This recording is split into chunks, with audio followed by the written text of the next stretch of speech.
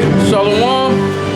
All praise, honor, glory, and fear to Yahweh Ba'Shem Yahushai, Ba'Shem Arakakadash. Double honors to the apostles and elders of Great Millstone who rule well, and peace and salutations to the hopeful elect that striving for salvation during these electrifying times of sincerity and truth. So I came to set up camp today, and for some reason, normally I'm on a different street now. I'm like about a street over because it was raining, and so I had took cover because I'm a one-man camp. I can't hold an umbrella and do it all, so I just basically use a covering right here so I can still go out, still teach without having to worry about the camera getting wet. But over on this street, they got this music. I don't know if the camera's picking up the sound, but people are in a state of you know what I mean? They're in a state of partying and having a good time. It's it's the weekend, moving into the weekend. Then they're in the house of feasting. It's a whole band set up over there. People over there, they doing what they doing. But I'm gonna open up with one of my favorite scriptures that I always open up with, and it goes right on point for that. This is Romans 13:11. And that, knowing the time, that now is high time to wake out of sleep. For now is our salvation nearer than when we believed. So you gotta know what time you're in. These people, they can't wait to get to the weekend so they can get into that, that house of feasting, that party, that live it up mode, where they can just do whatever they want to do to have a good time, man. Especially women. Women out here, man, they just all around partying. The scriptures tell you that she that liveth in pleasure is dead while she liveth. Why? Because that's the mindset. That's the mindset of a female, which they lack faith. That means a female means they lack faith. So what they do is they don't have faith in no faith in what the scriptures say.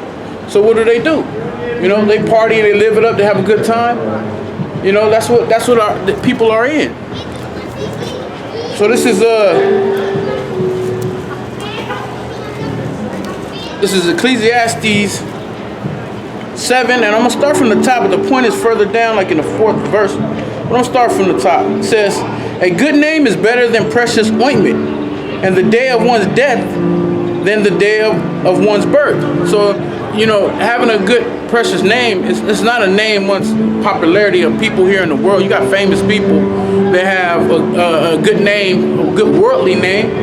They have a bad name with the Most High and with the Lord Yahushai and the order of the angels that record everything. They don't have a good name. The ones who have a good name is the ones who are servants of the Most High, who go out faithfully, and they abide. They've changed their life. Let's start from the beginning. They have the Most High called them and put a spirit on them to come out of the world. When you read in Revelation 14, it says that they were the elect, the 144,000, were redeemed from amongst men. Meaning they were in the world at one point in time, and the Most High called that man, and he turned his ways, turned around from the world, and came into that calling, that vocational calling that the Most High has through the Spirit, and to teach them His word, the truth, And so those are the ones who has a polished name with the Most High, precious name, where they're building up that precious name, and then that's what happens, Excuse me for a minute.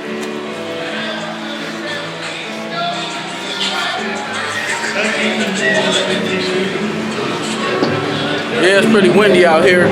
Signs blowing over and everything. But anyway, back to it. So it's more important to have a precious name than being a servant of the Most High, doing the things that the Most High requires you to do. That is how you earn a precious name. And you ain't supposed to be celebrating the birth of someone, because this society, they uplift birthdays, and then when they go into a mourning state if someone passes away, when you're really supposed to be, joyful when a person passes away, because they're going to the spirit world. They're gonna be cleansed. They'll be out of these chains of darkness. They're not gonna have the flesh on them. They're not gonna be ruled and rammed by worldly things. And they're also, they're at one with the Most High because they're in order. They're in order. The heavens are in order. They don't have to deal with things that's down here that we battle on a day-to-day, which is the carnal flesh, you know, and then also demons, and then just people in general. So continuing on, it says, it is better to go to the house of mourning than to go to the house of feasting. The house of mourning is signs just blowing over like nothing. So I'm gonna have to put these signs off to the side.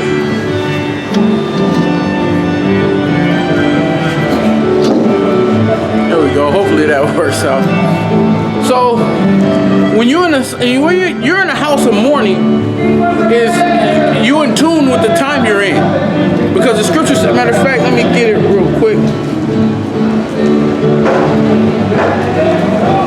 Because what is the true state of people in the world today? What type of spirit are they in? Nice little classic scripture, Proverbs 29:2. When the righteous are in authority, the people rejoice. But when the wicked bears rule, the people mourn.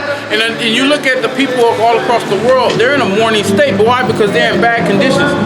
Financially, they're in bad conditions.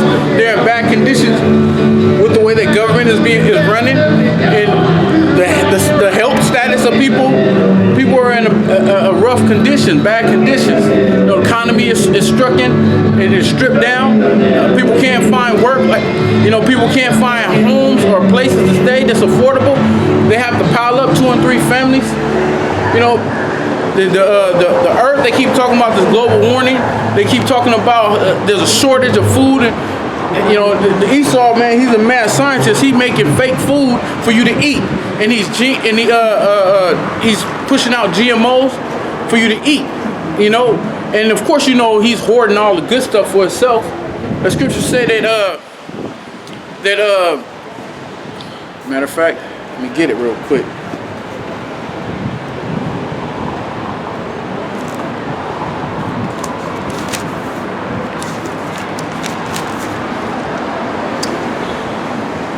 This is Ezekiel 4:13. And the Lord said, even thus shall the children of Israel eat their defiled bread among the Gentiles, whither I will drive them. We've been driven here to the west, western part of the earth, which is America. Yeah, and all we do is we're all amongst these Gentiles eating our food defiled. They're putting all kind of unclean abominations in our food, and then also we're not even eating real food. Sometimes you don't know what you're eating. You look at it and you're like, why does it look like that? When you know how it's supposed to look. It's basically, it's basically the state of the world is in a mourning state, man, because they're not thriving. People are not, people, and it's funny how people go out and they, up and down, there's people walking all the way up and down this, you know what I'm saying? And they're in that mourning, they're in that house of feasting, but yet they're living the lifestyle of a house of a mourning, and they don't know why. So they don't know what time they're in. The Most High's opened up His men to know what time you're in, so you know why these things are taking place. You're in the house of mourning because if you're in the spirit, you're in the house of mourning because this man is still ruling. The so-called white man is still in power. He's still ruling, and he get to do whatever he want to do. When the people who are supposed to be in rulership, the Hebrew Israelites, we're at the bottom. We're still suffering. We still having trouble having the necessities and things that we need that we on a day-to-day basis that the so-called white man just he tosses out. He don't even need it, but yet he still can't have enough. Let's go to the next verse. I'm actually going to read that verse 2 again. It is better to go to the house of mourning than to go to the house of feasting. For that is the end of all men, and the living will lay it to his heart. So when you go to the house of feasting, that is the end of man's life. Because why? Because you get into that party status, and then you especially if you're a Hebrew Israelite, you're gonna start sinning. Because this white man, the so-called white man, set up that YOLO lifestyle. You only live once, live it up. Party like it's 1999, which is, what I'm saying, like 21 years ago. And before it even came, it was partying like that. It's gonna bring forth sin, and the sin bringeth forth death. So it'll be the end of all. It'll be the end of man. But the Most High has set aside his remnant that he has redeemed from amongst men. He has converted them into the truth, and he has put them out on the street to push to help seal the elect, so our Lord and Savior Yahushua can come back and restore order. Take us from the house of mourning. From the house of mourning, like it says in Proverbs, what I just read. Take us into an endless house of righteous feasting. But we're going to feast for our high holy days. We're going to feast because we're in power. We're going to feast because we're in a righteous setting. We're righteous. We're finally able to make the Most High proud as a whole nation. And we'll be in order. And there'll be nothing but righteousness and full rulership from that point on forever. And that's what we're looking for. That type of feasting. Because we know that this man ain't going to come back in power. He's not going to be back on top. He's not going to rule anymore. He's going to be taken out. And the real rulers are going to be placed in his place, because he's been ruling for the last 3 empires. And he's currently ruling. The wind blew my pages. It blew me 3-4 pages off. All right. So back in verse 3, it says, sorrow is better than laughter. Sorrow is better than laughter. Why? Because you have a serious mindset. When you laughing all the time and everything is funny, it's a joke. It ain't gonna be funny when the Most High bring forth all the plagues and all the trials and tribulation. Everything is coming when the Lord's wrath. When time of Jacob's trouble come, it ain't gonna be no laughter. Matter of fact, you get the quick precept right quick. Because people laughing, they think it's funny, think everything is a game. Anybody didn't think it was a game when the Most High straight snatched Kobe out the world and brought him up to the spirit world. It wasn't funny then. There wasn't nothing funny then. But you know what? There's going to be more and more Kobe Bryant situations. All these celebrities and stuff. The Most High ain't gonna touch them. He's gonna touch them, and people gonna be like, wow. The Most High is taking people out, and then he gonna start taking those people out that's not even famous. You're just walking around and you're going to be getting taken out. Anyway, back to the scriptures. Luke 6 and verse 24. It says, but woe unto you that are rich, for ye have received your consolation. And let's start from the nation of Israel. There's a plenty of rich Israelites out there. You receive your consolation. Consolation is the second place prize. It ain't the first place prize. They won't be getting that precious name in the kingdom of heaven, because they were high. Their names were high here in the earth on this side. They're gonna be regular citizens of Israel, while the men who served, whose names are looked at as like the scriptures say in Apocrypha. It says, man, I'm gonna go to that next. Let me read this.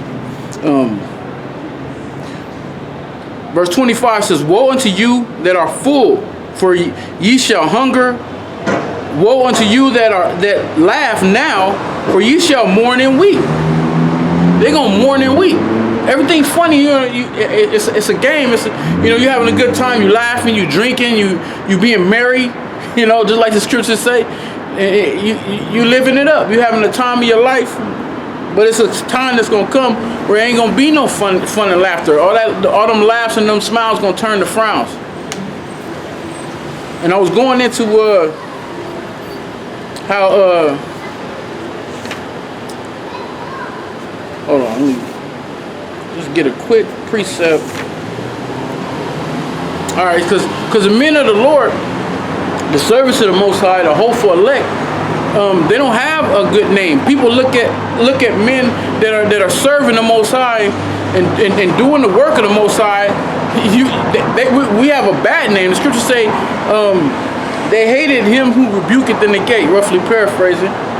And the gate represents your inner cities where people are shopping and people are like right where I am, right here downtown Long Beach, on 2 major cross streets, where all these people just keep passing by, and they here shopping, and they're here to go to bars and clubs, and they're here to go to restaurants and enjoy their evening, having a good time. This is an everyday thing throughout the week, and then it's even heavier on the weekend. I mean, it's more people doing it on the weekend.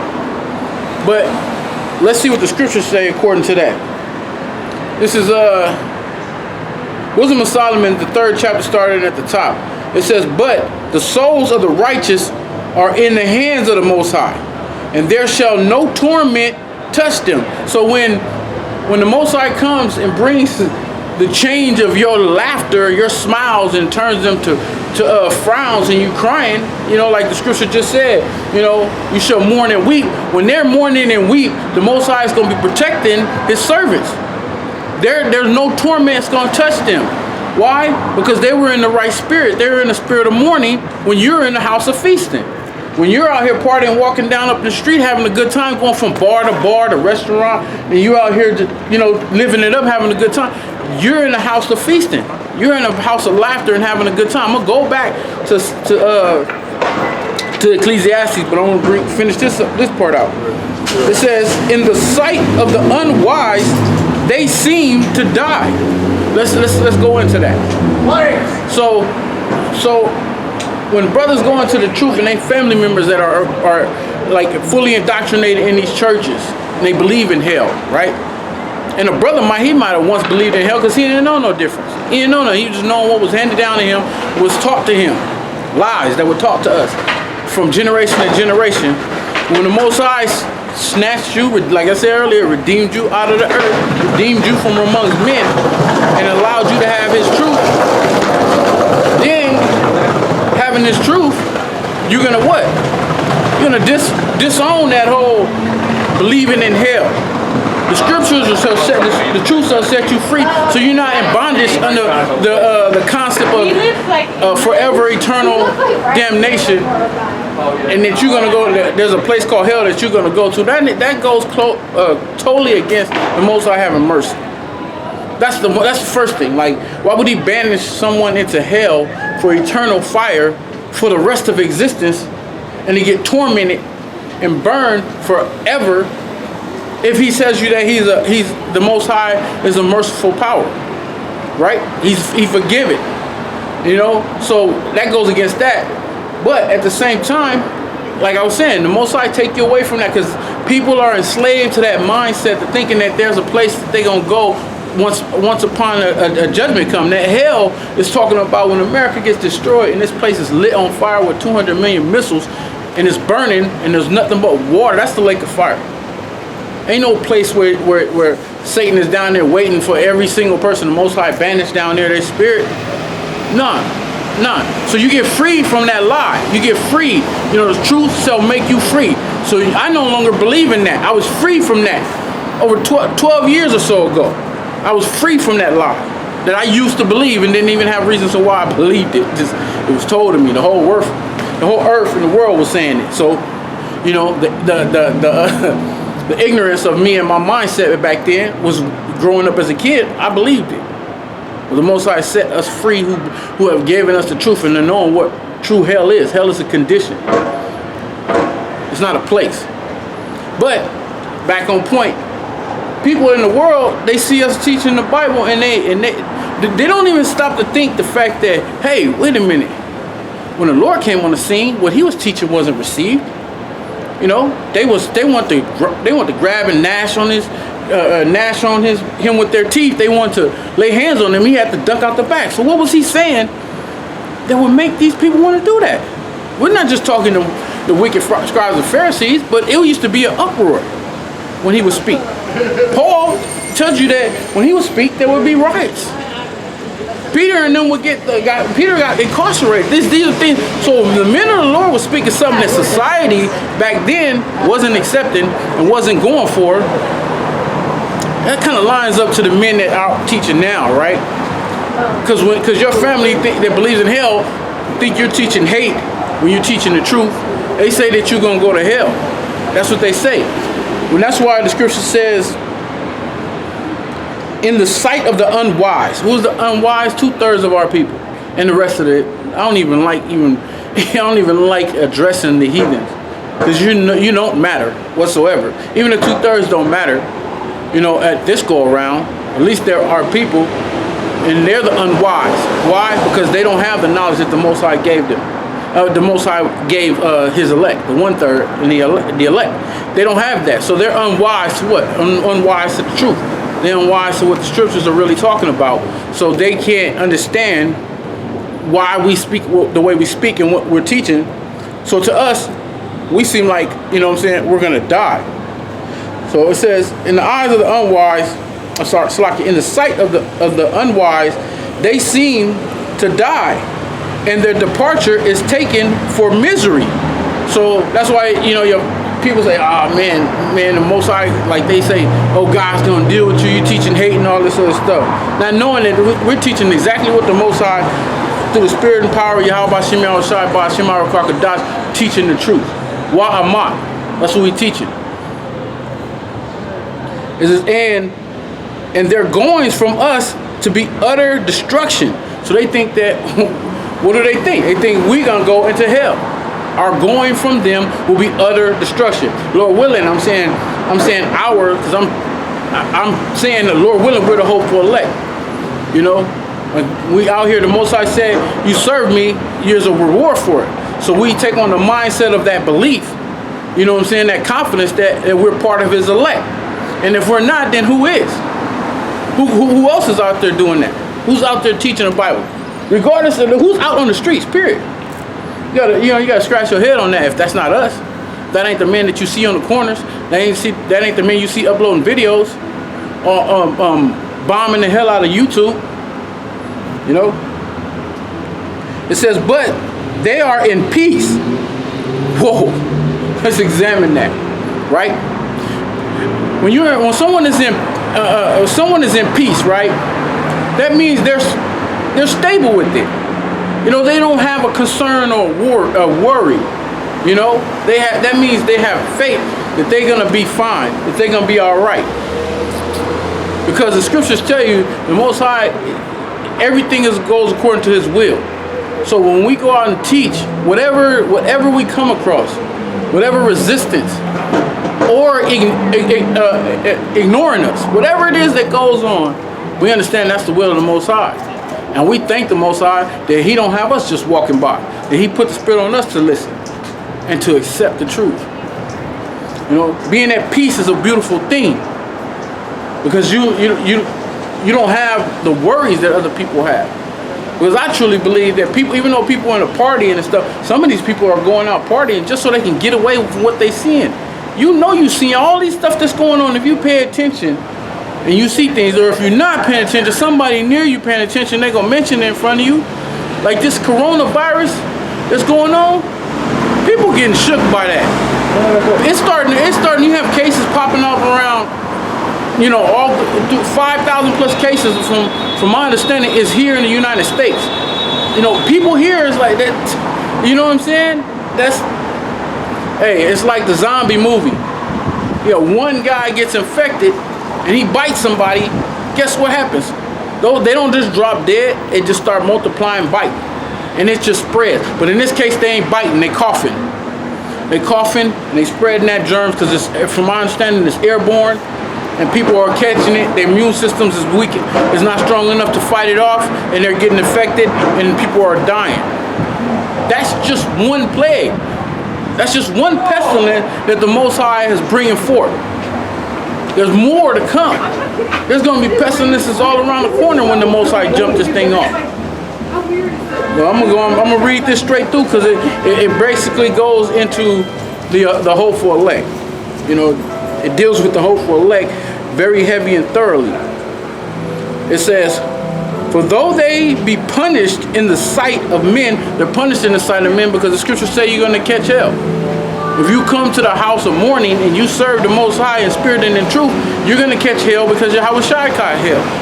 Yahushua had to, he was a man acquainted with grief. So you're going to be acquainted with grief. You're going to experience trials, tribulations, afflictions, infirmities, fiery trials. You're gonna go through that. So other people are gonna say, see, you teaching that hate, that's why you're sick. That's why you can't keep a job. That's everything that they see that are tribulations that brothers go through. They think that the Most High is punishing men. He ain't punishing them. Those are the trials that that He sends His men through, because they have to be tried and refined like gold and silver. Burn out those impurities out of them. So therefore they can be made you know what I'm saying, precious. They can be a precious stone unto the Most High, a piece, you know, a part of the building block. And they suffer that and they endure that. So you think that they're being punished because you're unwise. Remember, this is how the unwise think. It says, for though they be punished in the sight of men, yet is their hope full of immortality. And having been a little chastised, they have been, having been a little chastised, they shall be greatly rewarded. For the Most High proved them and found them worthy for himself. As gold in the furnace had he tried them, and received them as a burnt offering. And in the time of their visitation, they shall shine. Meaning, when the day of the Lord's wrath kick off, when you read in Isaiah 4:1, it tells you 7 women shall take hold of one man. Why are they taking hold of that man? Because that man's going to shine. That man's going to be undoubtedly that the Most High is with that man. That is a man that's being protected. That's a biblical, that's a spiritual heavenly covering that they're going to be getting out of. You're going to see other people getting slided and dying left and right, but somehow these men are being protected. Why? Because the Most High got a covering over them, a righteous hedge of protection. It says, and in the time of their visitation, they shall shine and run to and fro like sparks among the stubble. The Most High going to give these men spiritual power. These men are going to be extraterrestrial. He's going to change these men. These men are going to be doing things that the human eye has never seen before. Like spiritual power is when the Most High gets with you and allows you to do things that a normal man can't do. Like King David, they say he had feet like hinds legs. He could sky up the wall. You won't see men doing that. Why? Because the Most High is not with men like he was with David. He will be. Scriptures say he will be, but he can sky up a 2-story building and get onto the 2nd story, just run up the wall. That's something men weren't doing. So he had spiritual power. Throw a javelin and kill 900 men. The things that you see the Most High allow men to do that other men or people in history are not been known to do, that's spiritual power. The Most High giving the spirit to men to go out and teach the Bible and to break these scriptures down, that's a form of spiritual power. And that's why those men are the only ones doing it, and you don't see men all over the church doing it. You don't see all over the world and all over the country. They ain't doing it. Why? Because he ain't giving them that level of spiritual power. And that spiritual power is going to become limitless. To where a man could be able, the Most High is going to give a man full control over his brain. He can control and manipulate the elements. And he can just take off like Hancock did. Like he did in the movie Hancock. Will Smith, just take off, shoot in the sky. Just do whatever he needs to do. Go from point A to point B like that. That's manipulating the elements. That's the Most High giving spiritual power. They're going to be able to do things that normal people that you see, they're not able to do. I'm going to bring this scripture to a close. It says, they shall judge the nations and have dominion over the people, and their Lord shall reign forever. Yahushua. They that put their trust in him shall understand the truth, and such as the faithful in love shall abide with him.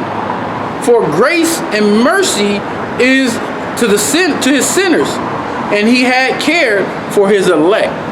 And that's what it's all about, the elect. So matter of fact, we're going to deal with that for a moment. Let me go back in Ecclesiastes and finish that up, and then we're going to go from there to a few other scriptures dealing with that.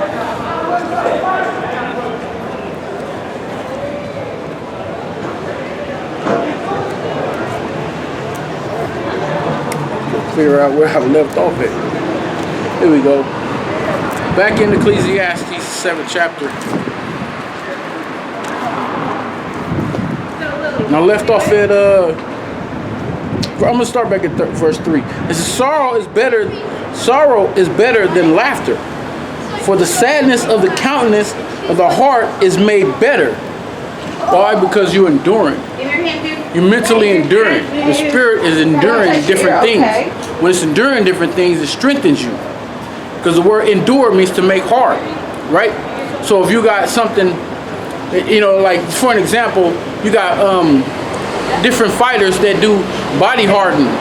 You know, they punch a wall so many times that it doesn't hurt their knuckles no more. It doesn't hurt their fist, their elbow, their knee. It doesn't hurt anymore because they've endured that pain for so often, so much, so long that it is no longer hurting them. They adjusted to that feeling and it doesn't bother them. They can punch through a wall with their bare knuckles. When somebody who hasn't been enduring, hasn't been practicing that, hitting that, they can't punch through a wall. If they punch through the wall, their hand shatters. So when you endure, it makes you harden, and it's a preparation for it. So your countenance will endure different things to make you hard, so you can endure more things, and it builds your faith. It says, the heart of the wise is in the house of mourning, but the hearts of fools is in the house of mirth. And this is nothing but people going down here in the house of mirth, man. Those fools in the house of mirth. You know, they just want to party and they want to, you know, have a good time and everything. And that's a foolish stance. But these men, let's deal with the certain men that that the Most High is dealing with to be in that house of mourning. This is 2 Corinthians, because you got to cleanse yourself. We have to cleanse ourselves. The Most High had cleanse us. That's what, you know, the true baptism, right? You know, like people think, oh, you got to get dumped in this water, supposedly holy water, right? But they go down in the water and they come back up and they ain't changed nothing. Nothing has changed besides the fact that they're wet. The scripture don't say get wet. It tells you cleanse yourself. And matter of fact, I'm gonna hold that. Let me get into some scriptures right quick.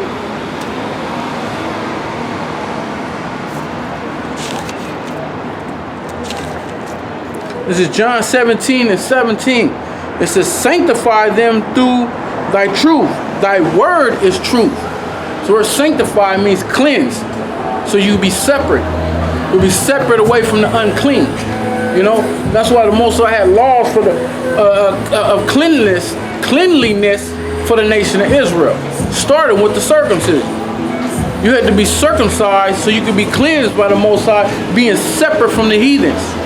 That's a stamp for the Israelite man, that the Most High had a separation from all nations of men.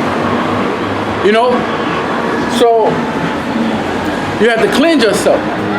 You know, you have Leviticus, I believe it's Leviticus, the 15th chapter, goes into the laws of cleanliness from a man and a woman, what makes you clean and unclean. I believe it's Leviticus 19, either Leviticus 19th chapter or Leviticus the 15th chapter. Matter of fact, just for edification. Because we have laws of clean, what makes us clean and separate from the heathens.